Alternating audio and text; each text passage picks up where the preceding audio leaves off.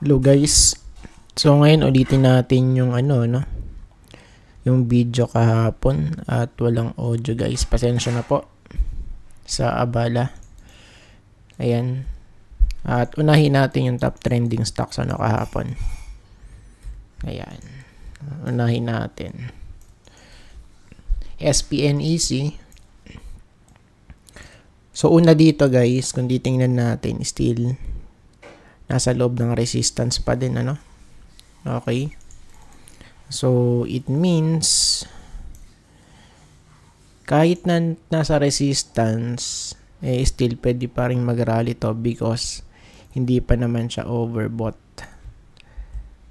Base po ito sa, sa weekly chart, guys. And kaya pwede pa tong ma-push dito, guys. Ayan, sa 1.34 kasi yung close natin sa 1.31. Which is very close, of course.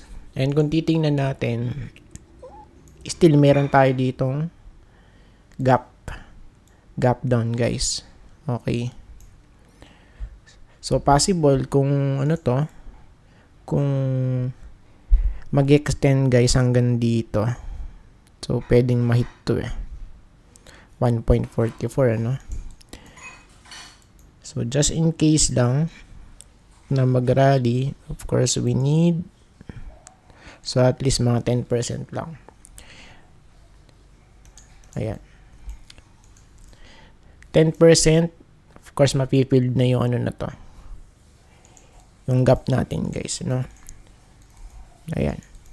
Then, sa daily chart,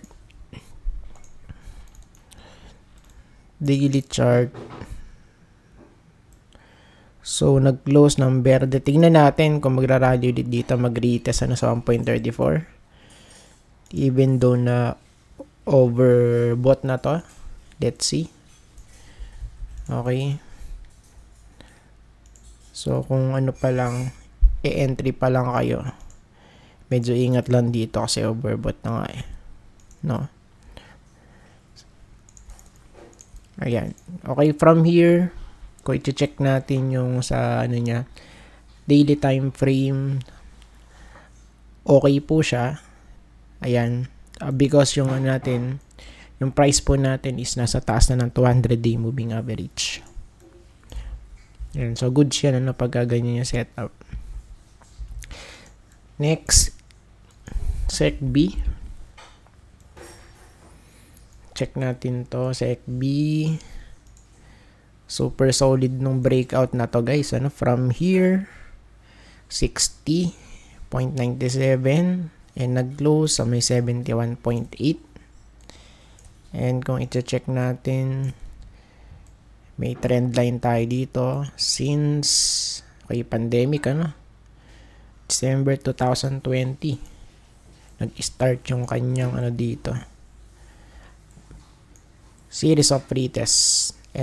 And right now, yun na nga, nag-breakout guys, Kaya, pwede natin tong i-monitor since fresh breakout.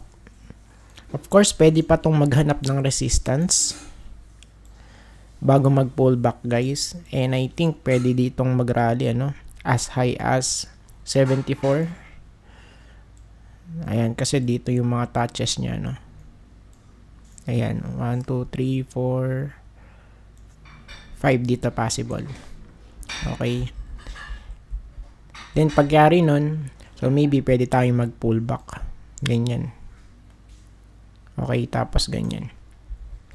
So, for now, nothing to, kumbaga, hurry naman dito.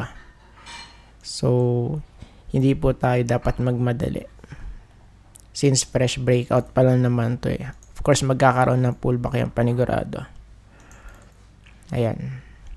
So, dito guys, overbought. Pero yun nga, still pwede pa rito mag-touch sa may 74, 73. And yung closing natin nasa 71.8. Ayan.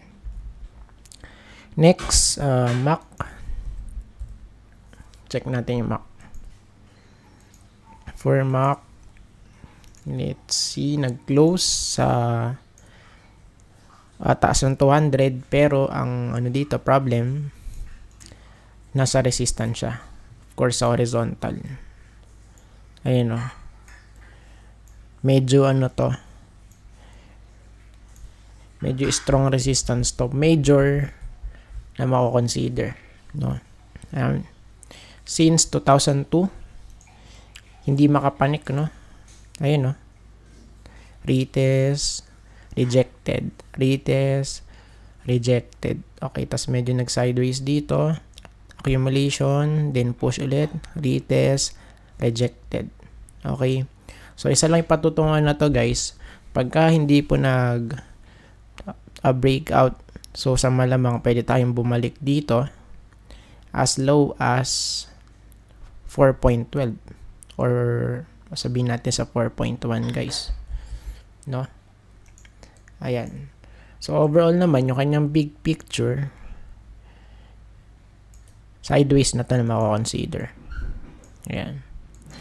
Daily chart. So, tignan natin to. Fresh crossover, which is bullish. Okay, kung titingnan natin dito sa daily. Ayun, crossover. Crossover siya. Then, dito guys. So, tingnan natin ano kasi nasa resistance eh. Okay, pagka nag-breakout to, pwede tayong mag-rally as high as 6.2.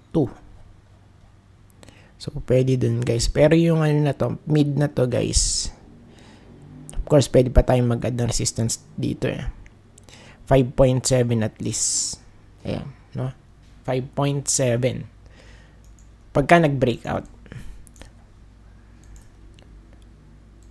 Okay, ganyan. Tapos ganito. Or yung second case natin, kung magbe-breakout So, pwedeng ganyan, tas pullback. No? Ayan. So, for now, wala pa naman eh. Kaya, ano natin to. I-check natin ulit pagka nag-trending. RCI. Check natin sa weekly. Nag-close dun sa may resistance. So, tingnan natin kung magkakaroon ulit ng pullback dito guys for RCI. So, for now, just in case lang yung natin, immediate support natin based sa weekly chart.